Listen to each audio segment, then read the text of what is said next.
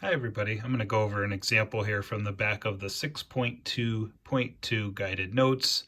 We're getting into work and force problems. You did examples 1 and 2 before spring break, and now we're going to go over example 3. So it says Oscar is dragging his luggage through an airport at an angle of 65 degrees with a force of 400 newtons over a distance of 47 meters. How much work did he do? Now this is a little more complicated than the problems we had on the other side. Here Oscar is dragging his luggage at an angle. If he were just lifting it up vertically with a force of 400 newtons and for a distance of 47 meters, then you could just multiply force times distance to get the work. But it's a little more complicated in this situation. So let's start by drawing a picture.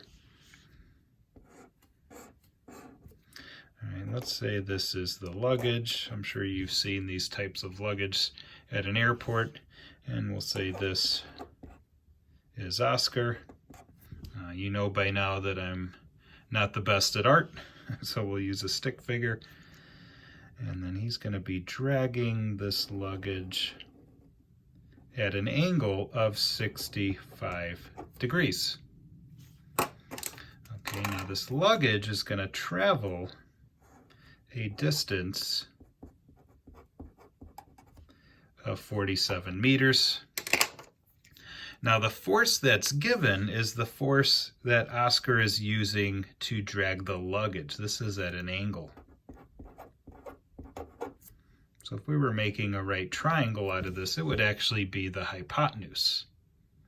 Okay, but for when we want to figure out the work that's done on this object here, okay, the object is traveling along the ground.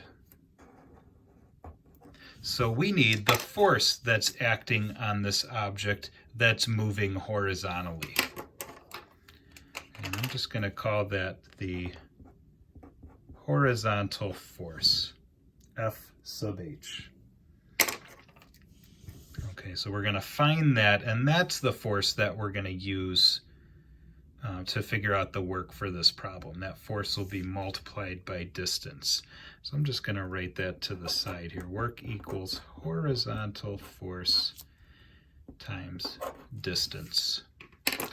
Okay, now just to go over the concept a little bit. Okay, let's say this pen is Oscar's luggage. Okay, I'm Oscar right now. I'm dragging the pen at an angle. Okay, the force I'm using with my hand is 400 newtons, but we want the force that is acting on this pen, the force that's moving across the ground with that pen.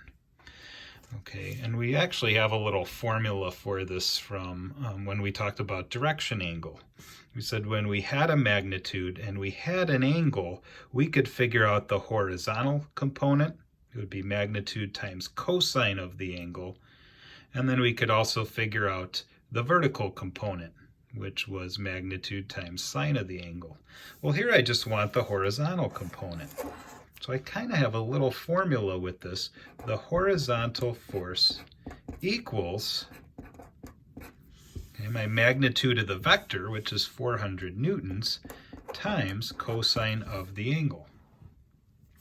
Okay, now if that's not enough information for you, you can find the horizontal force from this right triangle that we made as well.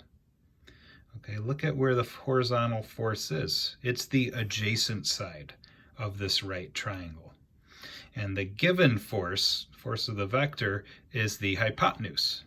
So what trig ratio compares adjacent to hypotenuse? That's cosine. So I could say cosine of 65 degrees equals horizontal force over 400 newtons. Okay, and you can solve for horizontal force, and you'll notice multiply both sides by 400 newtons, and my horizontal force equals 400 newtons, okay, my force of the vector times cosine of theta. So you have two options. Either figure it out from a right triangle or just use this formula, which comes from what we did with direction angles.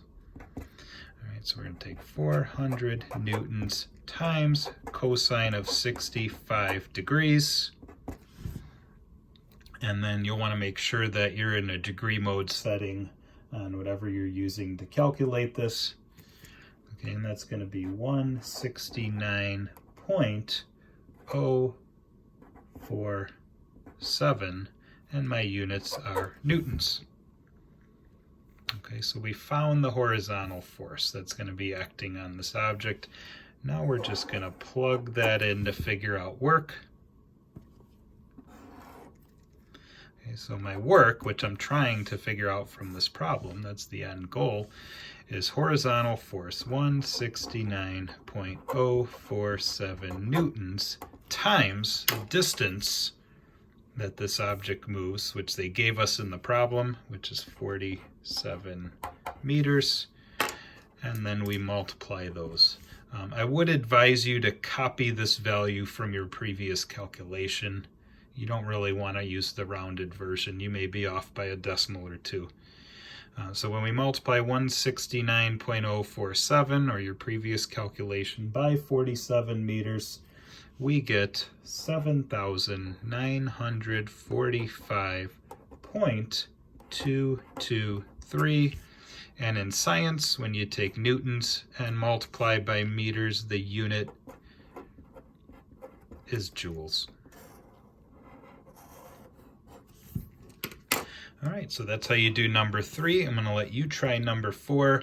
Number 4 is a little more of a challenge because they didn't directly give you an angle. Okay, but you have a vector.